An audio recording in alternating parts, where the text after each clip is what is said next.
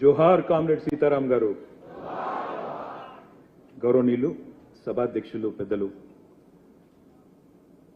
CPM రాష్ట్ర కార్యదర్శి తమ్మినేని గారు, పెద్దలు వేదికపై ఆసీనులైన గౌరవనీయులు శ్రీ బివి రాఘుల్ గారు, పెద్దలు నాగర్ కర్నూల్ పార్లమెంట్ సభ్యులు శ్రీ మల్లు రవి గారు, గౌరవనీయులైన శాసన మండలి సభ్యులు పెద్దలు కోదండరాం గారు, గౌరవ శాసనసభ్యులు పెద్దలు పూర్వాశ్రమంలో మీతో పాటు కలిసి పనిచేసిన మిత్రులు, ఈరోజు మా శాసనసభ్యులు సోదరుడు పల్లా రాజేశ్వరరెడ్డి గారు, గౌరవనీయులు సహచర శాసనసభ్యులు మాగంటి గోపీనాథ్ గారు, గౌరవ సహచర శాసనసభ్యులు పెద్దలు శ్రీ ముఠా గోపాల్ గారు, అంబర్పేట శాసనసభ్యులు పెద్దలు కాలేరు వెంకటేష్ గారు, వేదికపైన ఆసీనులైన మహామహులందరికీ పేరు పేరున సిపిఎం రాష్ట్ర నాయకులకి, అదేవిధంగా నలుమూలల నుంచి, తెలంగాణ నలుమూలల నుంచి, అదేవిధంగా ఆంధ్రప్రదేశ్ నుంచి కూడా విచ్చేసిన సోదరులందరికీ కూడా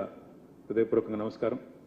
కామ్రేడ్ సీతారాం గారికి మరొకసారి మా పార్టీ తరఫున కూడా హృదయపూర్వకంగా వినమ్రంగా వారికి జోహార్లు అర్పిస్తూ, పదవుల చుట్టూ పరిభ్రమించే ఈనాటి రాజకీయాల్లో మరి స్థిరంగా సిద్ధాంతం చుట్టూ నిలబడ్డ నిబద్ధత ఉన్న నాయకుడు గౌరవనీయులు శ్రీ సీతారాం యెచూరి గారు.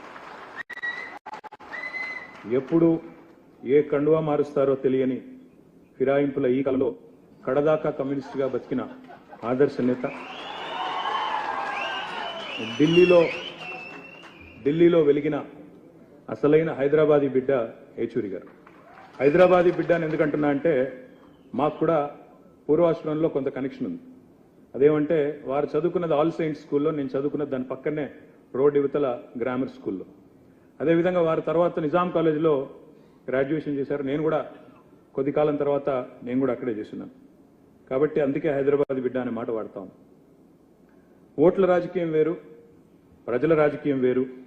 మేము ఓట్ల రాజకీయంలో వెనుకబడ్డా ప్రజల కోసం జరిగే పోరాటంలో మాత్రం ముందున్నాం, ప్రజల మనసులో ఉన్నామని ఆయన ఒకసారి చెప్పిన మాట నాకు బాగా గుర్తున్న మాట.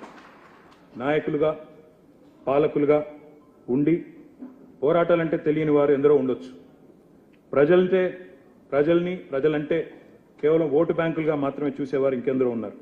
కానీ ఉన్నత చదువులు చదువుకున్న ఒక కుటుంబంలో, స్వయాన మేనమామగా ఒక ఐఏఎస్ ఆఫీసర్గా ఉన్న ఒక కుటుంబంలో పుట్టి అణగారిన వర్గాల కోసం ప్రశ్నించే గొంతుకగా ఎదిగిన వ్యక్తిత్వం చాలా గొప్ప విషయం అని చెప్పక తప్పదు. పోరాటాల నుండి వచ్చిన నాయకత్వానికి ప్రజల కష్టం, సుఖం, దుఃఖం తెలుస్తుందంటారు. అలాంటి వారిలో యెచూరి గారు ఒకరని నేను బలంగా నమ్ముతాను. తిట్లు, బూతులు, రోత మాటలు రాజకీయంగా చలామణి అవుతున్న ఈ రోజుల్లో యెచూరి గారి హుందాతనం ఒక అద్భుత పాఠం భవిష్యత్ రాజకీయ నాయకులకనే మాట కూడా చెప్పక తప్పదు.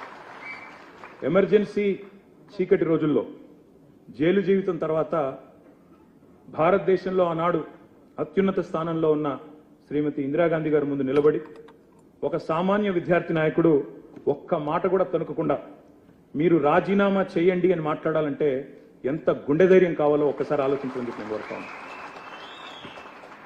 రాజ్యాంగాన్ని రాజకీయాల కోసం అపహాస్యం చేస్తున్న ఈ రోజుల్లో నిజంగా రాజ్యాంగాన్ని బలంగా నమ్మిన, త్రికరణ శుద్ధితో నమ్మిన వ్యక్తి సీతారాం యెచూరి గారు. Democracy is not just about elections, it is about dissent, debate and the right to question. ప్రశ్నించడమే ప్రజాస్వామ్యం అని గుండెల నిండా నమ్మిన వ్యక్తి యెచూరి గారు. పదవులతోనే కీర్తి వస్తుంది అనుకునేవారు కొందరు ఉంటారు. కానీ పదవులు లేకున్నా ఐడియాలజీ, ప్రజా సమస్యల పట్ల అవగాహన, పనిచేయాలన్న తపన, నిత్యం ప్రజా సంక్షేమం కోసం పనిచేసే ఆలోచన, నిత్యం కొత్తది నేర్చుకోవాలి అనే ఒక అభిలాష ప్రజల మనసులో చిరస్థాయిగా, చిరంజీవిగా నిలబడేలా చేస్తుంది అనడానికి యెచూరి గారి జీవితం ఒక ఉదాహరణగా నేను భావిస్తాను. మా పార్టీలు వేరు కావచ్చు, మా సిద్ధాంతాలు వేరు కావచ్చు. మీరు గతంలో తెలంగాణ రాష్ట్ర ఏర్పాటు విషయంలో భిన్నాభిప్రాయాన్ని ప్రకటించవచ్చు. వారితో నాకు పరిచయం కూడా తక్కువే కావచ్చు. కానీ ఉద్యమాల నుంచి వచ్చిన బిడ్డలుగా మా బంధం రక్త సంబంధంగానే ఉంటుంది. తప్పకుండా ఆ భావన మాలో బలంగా ఉంది.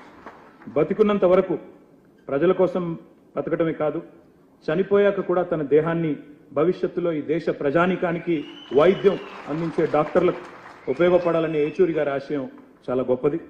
వారు గొప్ప మాట చెప్పారు. When democracy is threatened, silence is complicity. అంటే ఒక మాటలో తెలుగులో ప్రజాస్వామ్యం ప్రమాదంలో పడ్డప్పుడు మన మౌనం అనేది చాలా ప్రమాదకరం అనే మాట వారు చెప్పారు. అందుకే ఆయన స్ఫూర్తితో రాజ్యాంగం అపహాస్యమైన ప్రతిసారి ప్రశ్నిస్తూనే ఉందాం, ప్రజా హక్కుల కోసం చేతనైన పోరాటం చేస్తూనే ఉందాం, ప్రశ్నించే గొంతుకలు అణచివేయబడితే వారికి అండగా నిలబడుతూనే ఉంటాం. అదే మనందరం కూడా ఏచూరి గారికి మనస్ఫూర్తిగా ఇవ్వగలిగే నివాళి అని నేను భావిస్తా ఉన్నాను. నమ్మిన సిద్ధాంతానికి ఆఖరి వరకు కట్టుబడి పోరాడిన సీతారాం ఏచూరి గారి జీవితం మాలాంటి కొత్త తరం నాయకులందరికీ కూడా ఆదర్శం. ఒక్క మాట చివరిగా చెప్పి నేను ముగిస్తాను. If I ever feel last in the battle, I will look at Sitaram Yechury Garu for inspiration. Lal Salam, comrade. Thank you.